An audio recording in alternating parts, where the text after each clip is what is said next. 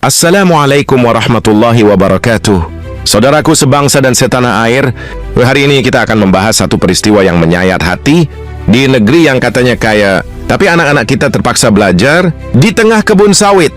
Di Torojaya, Riau, sekolah mereka disita, dan anak-anak tetap ingin belajar walau tanpa atap, tanpa bangku, tanpa papan tulis. Malu kita, Bung, malu. Bonang, ini bukan film, ini beneran. Anak-anak SD belajar di bawah pohon sawit. Lo katanya Indonesia surga pendidikan. Katanya bos cair terus. Katanya anggaran pendidikan 20% APBN. Lah kok sekolah disita? Itu sekolah atau rumah kredit macet? Beginilah, bila hukum tak berpihak pada rakyat kecil, sekolah disita, anak-anak belajar di kebun, tapi gedung-gedung mewah makin menjulang.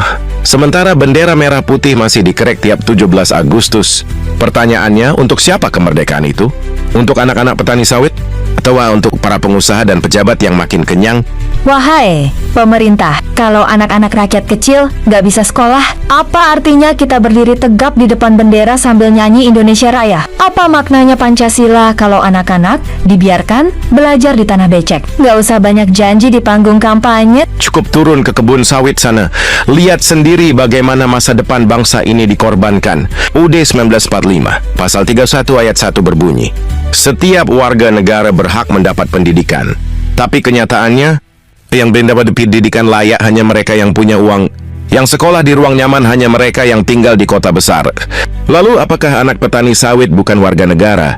Nah, loh, itu anak-anak belajar bukan karena fasilitas, tapi karena cinta ilmu. Mereka duduk di atas tanah, beralaskan daun kering, berpeluh, dikerubungi nyamuk, tapi tetap semangat. Lah pejabat kita baru AC-nya rusak, udah minta pindah kantor, baru meja retak, minta ganti baru, nggak tahu malu. Jika negara ini terus diam, jika media hanya sibuk meliput gosip artis, jika rakyat hanya bisa menonton tanpa bergerak, maka jangan salahkan bila kepercayaan terhadap kemerdekaan ini mulai pudar.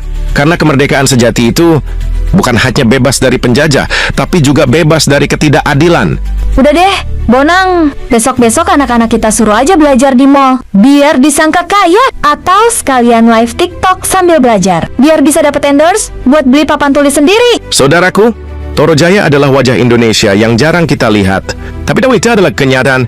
Jangan biarkan anak-anak belajar di tengah kebun, sementara gedung-gedung kantor pemerintah kosong tak digunakan. Untuk bapak-bapak yang terhormat di Kementerian Pendidikan, kalau nggak bisa bantu, minimal jangan rampas. Kalau nggak bisa ngurus, minimal jangan ngerecokin. Ini tentang masa depan anak-anak bangsa.